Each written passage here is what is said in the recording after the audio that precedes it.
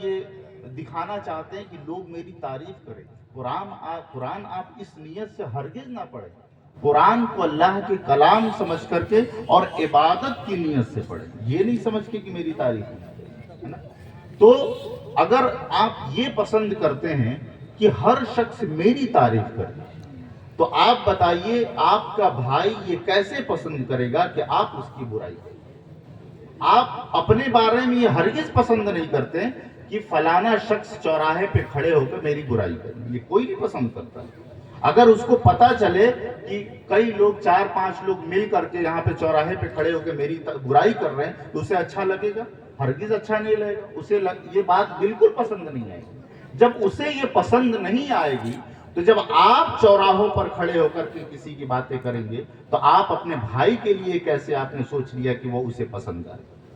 تو آپ جو اپنے لیے پسند کریں وہی آپ دوسرے کے لیے بھی پسند کریں۔ آپ کو چاہیے، اگر آپ مثال کے طور پر آپ بہت اچھے آدمی ہیں، آپ نمازی ہیں، پرہیزگار ہیں، حاجی ہیں، سب کچھ ہیں، آپ اگر یہ چاہتے ہیں کہ مجھے لوگ نمازی کہیں، مجھے لوگ نیک کہیں، صالح کہیں، اور آپ جو چاہیں جس کو چاہے کہہ دیں، تو یہ کیسے ہو سکتا ہے؟ آپ کو لوگ نمازی کہیں، آپ یہ چاہتے ہیں، اور آپ دوسروں کو کہہ دیں کہ یہ بدتمیز ہے، یہ نالائق ہے، یہ ایک نمبر کا گالی باز ہے۔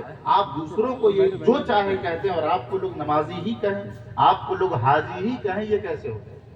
تو آپ جو اپنے لیے پسند کریں وہی آپ دوسروں کے لیے بھی پسند کریں۔ اگر آپ اپنے لیے پسند کرتے ہیں کہ لوگ ہمیں نیک کہیں تو آپ بھی لوگوں کو تو نیک کہیں۔ جب آپ لوگوں کو نیک کہیں گے تو پھر آپ کو بھی لوگ نیک کہیں۔ اور آپ اگر اپنے لیے پسند کریں گے، نہیں پسند کریں گے کہ لوگ ہماری برائی نہ کریں، تو پھر آپ بھی دوسروں کی برائی نہ کریں۔ تو جو آپ اپنے لیے پسند کریں وہ دوسروں کے لیے بھی پسند کریں۔ یہ چوتھی بات۔ پانچویں بات اللہ کے رسول نے ارشاد فرمایا،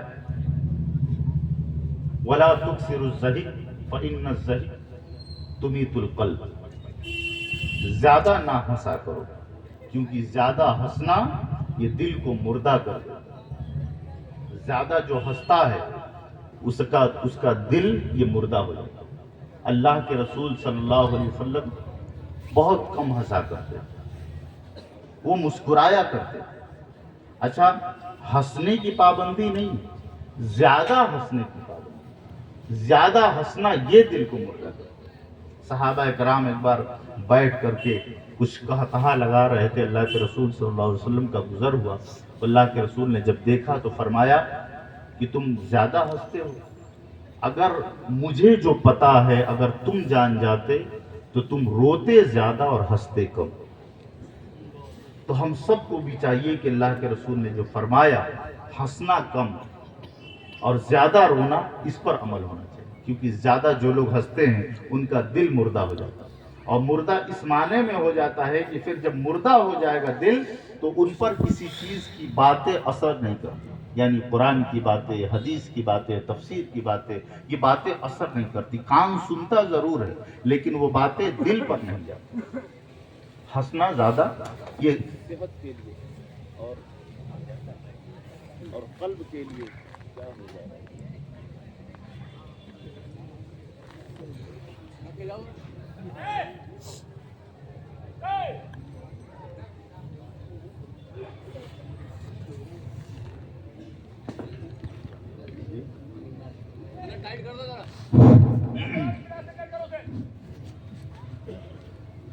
ایک بزرگ تھے، انہوں نے قسم کھائی کہ جب تک میں اپنا ٹھکانہ نہیں دیکھ لوں گا موت کے بعد تب تک میں ہنسوں گا نہیں۔ پوری زندگی ان کے جو تلامذہ ہیں، ان کے جو ہمراہ لوگ ہیں، ان کے بھائی ہیں، انہوں نے کہا کہ پوری زندگی عبادت و ریاضت میں لگے، سیام اللیل، قیام اللیل، راتوں رات کھڑے ہو کر کے عبادت کرنا، دن میں روزے رکھنا، وظائف پڑھنا، تقوی پرہیزگاری کا جواب نہیں، یہ عالم تھا۔ جب پوری زندگی وہ ہنسے ہی نہیں، قسم کھائے کہ جب تک مرنے کے بعد میں اپنا ٹھکانہ نہیں دیکھ لوں گا میں ہنسوں گا نہیں۔ جب ان کا انتقال ہوا تو ان کے بھائی، ان کا نام تھا ربیع بن حارث، تو جب ان کا انتقال ہوا تو ان کے بھائی نے غسال کو بلایا، غسل دینے والے کو، اور کہا کہ اندر روم میں ہمارے بھائی ہیں، تم جاؤ ان کو غسل دے دو۔ وہ شخص غسل دینے والا جب کمرے کے اندر گیا تو کیا دیکھتا ہے کہ ربی تخت پر لیٹے ہوئے ہیں اور ہنس رہے ہیں۔ وہ گھبرا گیا، وہ تو بھاگتا ہوا ہے، کہہ رہا ہے کہ آپ کہہ رہے ہیں غسل دینے کے لیے، وہ تو زندہ ہے اور ہنس رہے ہیں۔ ان کے بھائی نے کہا کہ یہ کیا کہہ رہے ہیں، وہ تو انتقال کر گئے ہیں۔ پھر ان کے بھائی جب گئے دیکھنے کے لیے تو کیا دیکھتے ہیں کہ واقعی ربی مسکرا رہے ہیں۔ تو ان کے بھائی کہتے ہیں وہ بات اب سمجھ میں آئی، ربی نے قسم کھائی تھی کہ جب تک مرنے کے بعد میں اپنا ٹھکانہ نہیں دیکھ لوں گا تب تک میں ہنسوں گا نہیں۔ لگتا ہے اللہ تبارک و تعالیٰ ان کو اپنا ٹھکانہ دکھا۔ جب لوگوں میں یہ بات پھیلی کہ ربی مرنے کے بعد بھی ہنس رہے ہیں تو عام طور پہ افراتفری مچ گئی۔ کچھ لوگ ایسے بھی تھے جو انکار کرنے لگے کہ ایسا کیسے ہو سکتا ہے، یہ کیسے ہو سکتا ہے، موت کے بعد کون ہنستا ہے۔ تو کچھ لوگوں نے ارادہ کہا چلو چل کے دیکھتے ہیں۔ ادھر جب وہ لوگ آئے تو ربی کو غسل دے کر کے جنازہ تیار کر کے باہر رکھا گیا۔ جب وہ لوگ آئے تو ربی بن حارث نے اپنا ہاتھ نکالا جنازے کے اندر سے اور کہا السلام علیکم ورحمۃ اللہ۔ لوگوں نے سنا تو جواب دیا اور کہا تتکلم بعد الموت، کیا آپ موت کے بعد بھی بات کرتے ہیں؟ تو ربی نے کہا کہ نعم اتکلم بعد الموت، ہاں ہم تو موت کے بعد بھی بات کرتے ہیں۔ تو ان لوگوں نے کہا کہ تو اللہ تبارک و تعالیٰ نے آپ کے ساتھ کیا معاملہ فرمایا، اور کچھ پوچھنے کی خواہش تھی تو انہوں نے کہا نہیں بس جلدی سے میرا جنازہ لے کر جاؤ، وہاں میرا انتظار ہو۔ تو اللہ تبارک و تعالیٰ نے موت کے بعد ان کا ٹھکانہ بہتر جگہ دکھایا تو انہوں نے ہنسنا شروع کر دیا۔ تو کچھ ایسے بھی بزرگ ہیں جو پوری زندگی وہ ہنسے نہیں، مسکرائے نہیں، صرف اس لیے کہ پتہ نہیں میرے ساتھ کیا ہو۔ عبادت تو اگرچہ میں کر رہا ہوں لیکن پتہ نہیں میرے ساتھ کیا ہو۔ تو ایسے اللہ کے نیک بندے، تو ہم سب کو چاہیے کہ اللہ کے رسول نے جو فرمایا کہ تم زیادہ نہ ہنسا کرو کیونکہ زیادہ ہنسنا یہ دل کو مردہ کر دیتا ہے۔ آپ جب علماء کرام جو اولیاء کرام کی فہرستیں ہیں، جب ان کے آپ حیات پڑھیں گے، ان کی زندگی کے بارے میں پڑھیں گے، جو لوگ اپنے بزرگوں کو دیکھے ہوں گے، آپ غور کریں کہ وہ لوگ ہنستے بہت کم، بہت کوئی ایسی زیادہ باتیں آ گئی تو مسکرا دیتے۔ ان کے اندر نرم مزاجی، سادہ مزاجی ہوا کرتی تھی، اور وہ رسول اللہ صلی اللہ علیہ وسلم کے نقش قدم پر مکمل عمل کرتے تھے۔ تو پھر آپ کو معلوم ہوگا کہ وہ ہنسنا جانتے ہی نہیں تھے، بہت کم ہنستے تھے، مسکراتے بھی تھے، معمولی سا مسکرا دیے یہ کافی ہوتا تھا۔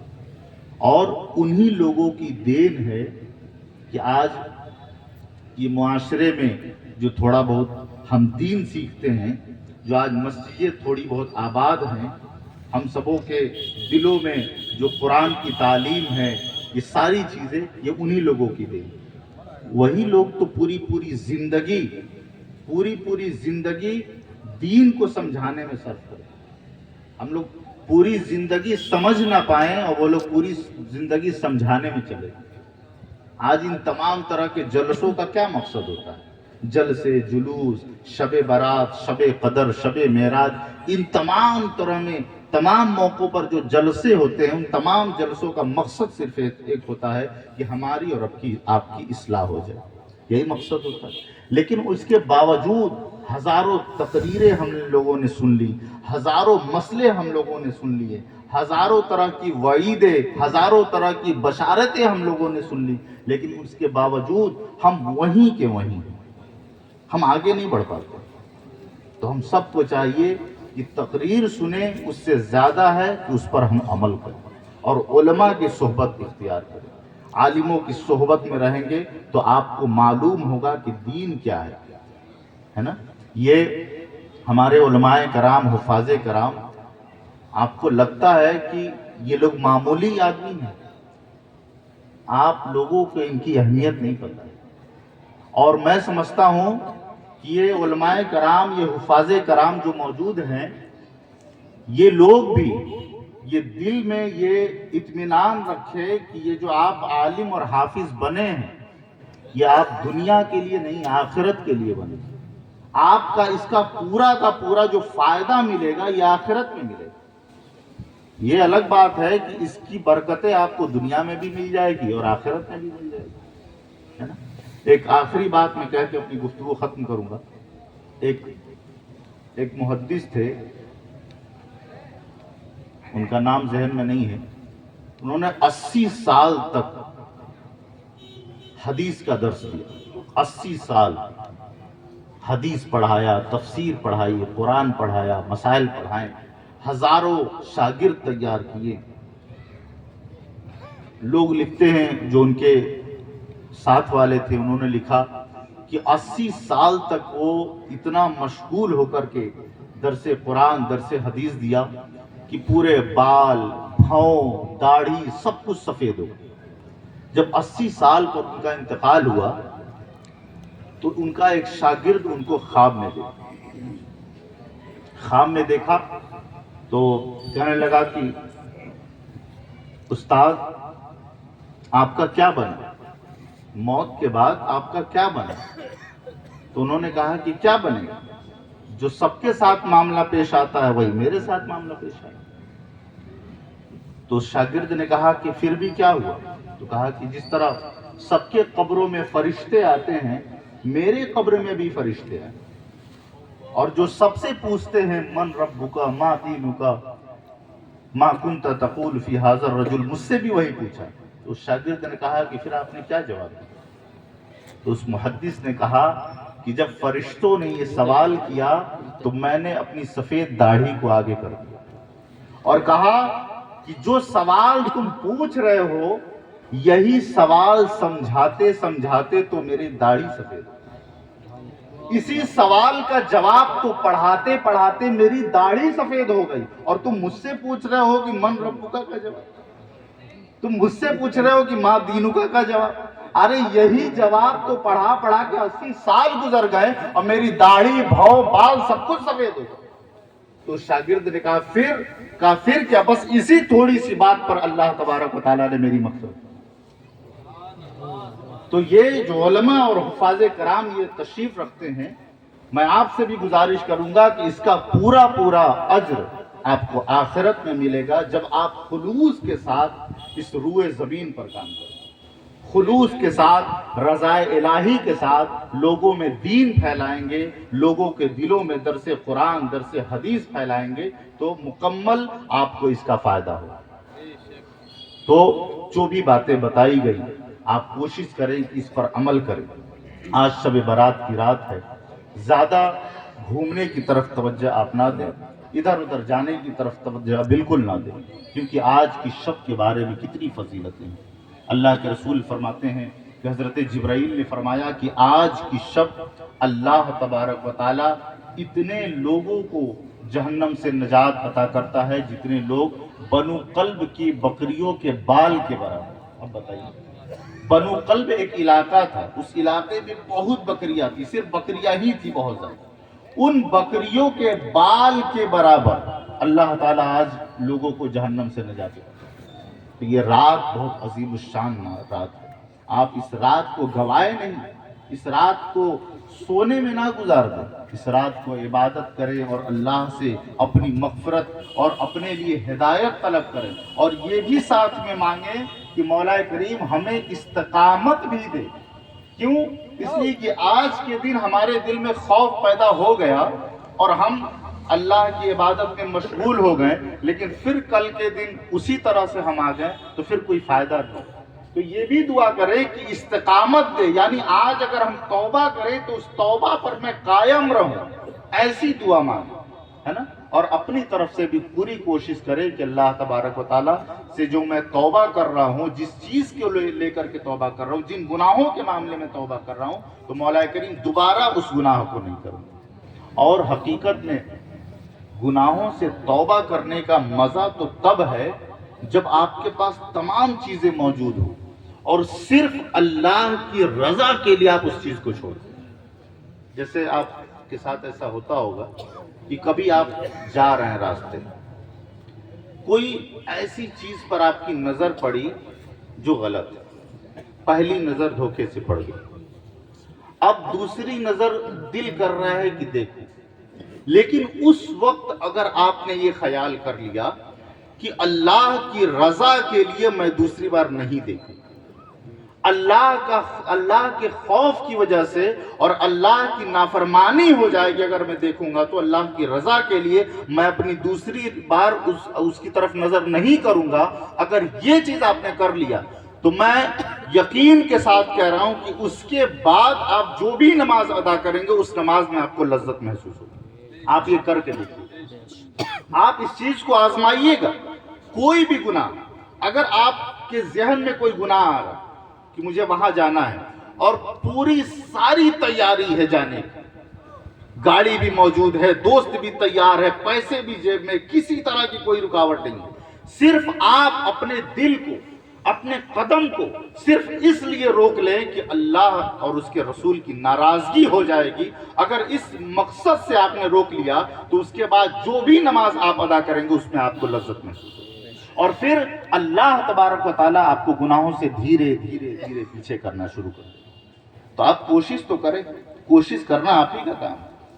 تو اللہ تبارک و تعالی ہم سبوں کو ان تمام باتوں پر عمل کرنے کی توفیق عطا فرمائے۔ استغفر اللہ ربی من کل ذنب واتوب الیہ، وآخر دعوانا ان الحمد للہ رب العالمین۔ السلام علیکم۔